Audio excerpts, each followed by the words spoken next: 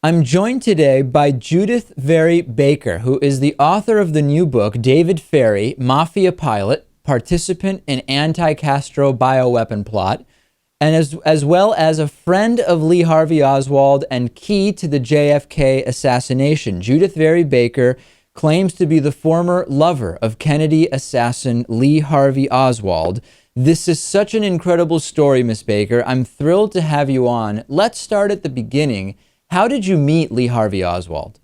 Well, Lee was sent briefly. He was sent when I arrived in New Orleans, and I was only 19. I arrived early for an assignment that turned out to be a CIA-sponsored project to kill Castro. I was very anti-Castro, but I had been trained to handle SV40 monkey virus and other dangerous components of cancer in cancer research, and I was alone, and he was sent to protect me and make sure I would be safe until the doctors returned. They were in South America when I came. So let's start there, because there's a lot there, as my audience can obviously tell, to Yes. take a look at. So you were working for the CIA at the time.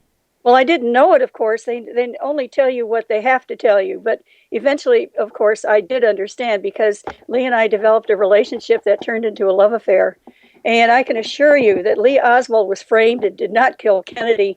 I mean, this is an obsolete thing the Warren Commission has put together, but let's not skip ahead, though. Let's not skip ahead. Let's go piece by piece. I don't want my audience to miss a second of this. So what was the project that you were working on with regard to Castro? All right. We now know the CIA and Mafia worked together to try to kill Castro. They had tried everything. Now, this was a covert attempt to use cancer, because Fidel Castro smoked cigars, and we knew that if we could get lung cancer cells injected into him of a certain kind that they'd been working on, that he would probably die from it. So this is a sort of bioweapon, correct? Yes, and that was 50 years ago. Imagine what we have today. Now, I'm curious, why would the CIA at that time need to develop something as complex as injecting lung cancer cells when they already had so many poisons that could have killed Castro? Well, they had already tried that. Rita Lorenz, for example, they gave her poison pills. You hid them in cold cream and they dissolved. Other people would be connected to that, but he was getting like DPT shots and things, and nobody could ever trace, if it was done correctly, that he was really getting cancer cells instead. So you meet Lee Harvey Oswald, and he reveals to you he's been sent to protect you. Talk about that. What was he sent to protect you from? Well, from Castro spies. The whole project was in New Orleans, and that's a point. That's a point of entry. And many Cubans were coming in who knew we didn't know whether they were spies or not, because they were also training insurgents there to try and reinvade Cuba. And all that's in the book. And by the way, it's all documented. I have witnesses also as to my relationship that are on film and tape about the fact that we had a relationship. Well, let's go step by step again, not to get too far ahead of ourselves. Sure. Here's just an innocent question that I hope you have the answer to. If you didn't even know you were working for the CIA, how would it be that you needed to be protected from foreign elements that knew you were working for the CIA? That's an excellent question. Well, even though I didn't, we had there was penetration into the CIA from a lot of Cubans, because CIA was working with them, and to determine who was on Castro's side was not that easy. Okay. So there, how did your relationship? Doctors even. How did your relationship with Lee Harvey Oswald develop? Well, it's through a series of circumstances. Basically, we both had very unhappy marriages. My former husband, he married me one day, and the next day he was gone. I mean, he didn't tell me where he even went for weeks at a time. And it really hurt my feelings. And as for Lee, he had to marry his wife when he was in the USSR so he wouldn't get deported. So it wasn't like a marriage made in heaven. And who publicly would know about your relationship with Lee Harvey Oswald? Well, we have Anna Lewis and others. We have the Charles Thomas family. We have Mac McCullough. These are witnesses who have gone on tape and film verifying that they saw me with Lee and that, kissing me and things, Well, but I want to stay, because this is such a big issue, right? Yes. I want to stay as close to the facts as I know them, and then you can correct me where I'm wrong. Anna Lewis, who's the former wife of David Lewis, has confirmed that she saw you on a couple of dates with Lee Harvey Oswald, and but hold on, let me get the question out. Yeah. You'll have plenty of time to respond. And that you did both work together, but Anna Lewis has not stated anything in terms of any kind of a romantic relationship. It's period. That's not correct. In her film that's on YouTube, it says I was his mistress. Now, I think that pretty much confirms the relationship. Anna Lewis has claimed that you said you were his. She has asserted, sir. She has asserted that that was your claim, though. She had no. It's not a sir. It's in a way, it's not a claim. Lee and I, we have a complete relationship that you can establish from right from at least as early as May 9th, when we were both hired by a tiny company the same day. 1 week later, we were moved together. It's all in the records, the official records. With all due respect, though, being hired by the same company does not prove that there's any kind of affair. I'm saying we can establish the relationship even by our check stubs, which I kept all 50 years now. And doesn't that only prove that you were both being paid by the same company? Let me just give you an example. Ms. Baker, my objective is to present the audience with the data. My audience knows that my check stub and my producers come from the same small company.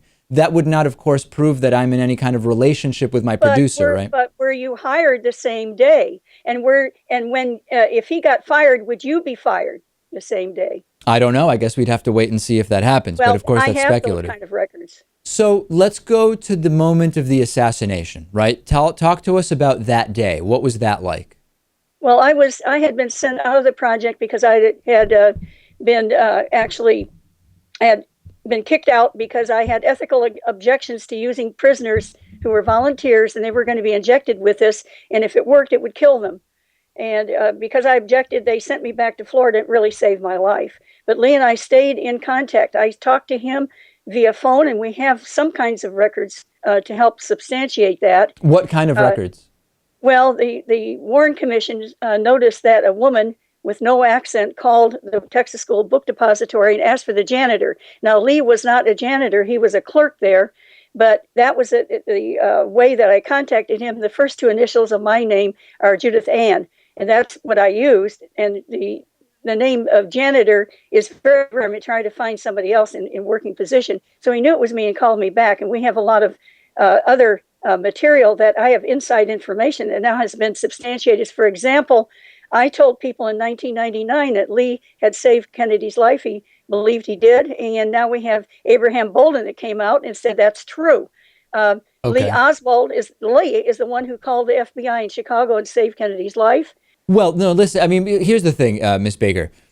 Do you see why, from the point of view of an audience, when you say all of this has been substantiated, but there is no, hold on, but you don't provide substantiation, and such independent substantiation doesn't exist. But hold on, Ms. Baker, Ms. Baker. I cannot provide for you the documents which I have in a 508-page book. The documents are there. I understand that. I'm merely trying to have just a conversation with you, which is, I would love it if you would give me your opinion as to whether you understand why people for decades have been so skeptical of your claims. Do you understand that? I haven't made these claims, sir, what you call claims, for decades.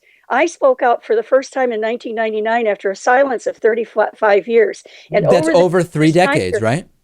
No, sir, that's not over 3 decades. That's 1 year in 1999, and we are now in 2014. Okay, that's 15 years. I apologize if my semantics were wrong, but over a period that spanned 3 different decades, a period that spanned 3 decades. I have no more problems, sir, except with maybe somebody in New York. When I claim that I knew Lee Oswald and what we were working on, that's why in the last 2 years I haven't had opposition. But that's not true, Ms. Baker, with all due respect. It's not true to say you've had no opposition. I have not had opposition, sir. I'm talking about most of the interviews I've had. Yeah. The opposition is old. It comes from the same people all the way back to 1999 who never met me. I'm sensing that you're getting very defensive, but I'm merely Why couldn't I? asking You're saying I'm basic making questions claims, here. and you haven't read the book, and you say I have. You're talking about that I don't have documentation. But that's All like, I'm saying, Miss Baker, is that an assertion is not evidence that the yeah, assertion I is have the true. book. The book is called Me and Lee, and the other book is David Ferry, Mafia Pilot. You can get them from Trine Day Publishers, or you can go to Amazon.com. Okay. Read the reviews. You know, Read the Miss Baker, reviews. I was really hoping to be able to have more of a ground Yeah. level discussion Okay, let's about keep. why these claims are so heavily contested. It's not They when you are not say, heavily but contested, that's the sir. thing. We disagree about that, Miss Baker. With That all comes due from one respect, group, Miss sir. That Baker, comes from one group only. People who have never met me. And one of them is led by a man whose book was canceled because of my book. did you ever meet John F. Kennedy? What has that to do with what we're talking about? Have you? What the reason it matters is you're saying anyone who hasn't met you can't reasonably criticize or know what is or is not true about No, your life, sir. No, but you sir. make We're talking claims about about the nobody who's met assassination me. of Kennedy, a man whom you've never met. These people attacked the book before it was even published, sir. Before they knew how to spell my name properly, they put it with an I. They were attacking me. They never met me, and they produced silly things like they said I only have one paycheck, or that I only knew Lee for 11 weeks. Things like that you can read are not true. And Okay, but I've not said those things. exaggerated. I've not said those things. No, you haven't, but you have said that I have a lot of opposition. Sir, I'm going to 31 cities. This is being financed by people who have read the book. From plane ticket to plane ticket, from hotel to hotel, Yeah. and I'm reaching the people. I loved Lee Oswald with all my heart. All right. Well, you know, I hoped we could have a different sort of discussion. I apologize that it went in this direction, but I'll tell you what, I encourage the audience to do as you say, check out the book and see if it resonates with you and go from there. So I do thank you for being on, Miss Baker. We've been speaking with Judyth Vary I will Baker. always be honest with you and tell you exactly how I feel. Thank you so much. God bless.